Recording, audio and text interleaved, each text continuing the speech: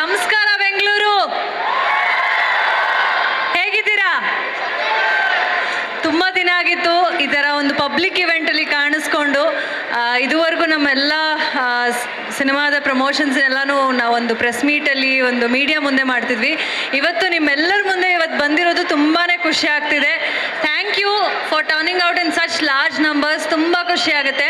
And ಇವತ್ತು ಈ ಕಾರ್ಯಕ್ರಮ ಇಲ್ಲಿ ನಡಿಬೇಕು, ಈ ಒಂದು ಕಾರ್ಯಕ್ರಮ ಆಗಕ್ಕೆ ಕಾರಣ ನಮ್ಮ ಪ್ರೀತಿಯ Kichcha sir.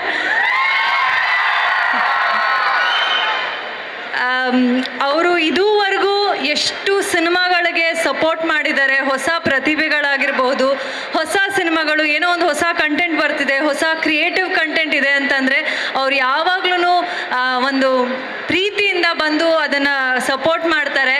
I think the man he is ಅಷ್ಟು ಪ್ರೀತಿ, ಹಾಗೆ ಸಿನಿಮಾಗಳ ಬಗ್ಗೆ ಇರೋವಂಥ ಒಂದು ಪ್ಯಾಷನ್ ಕಾಣಿಸುತ್ತೆ.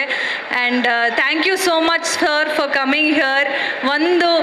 ನಾವೆಲ್ಲರೂ ಒಂದು ಸಿಂಪಲ್ ಇನ್ವೈಟ್ಗೋಸ್ಕರ ಕೇಳ್ಕೊಂಡಿದ್ದಕ್ಕೆ ಬಂದಿದ್ದಕ್ಕೆ ತುಂಬ ತುಂಬ ಥ್ಯಾಂಕ್ಸ್.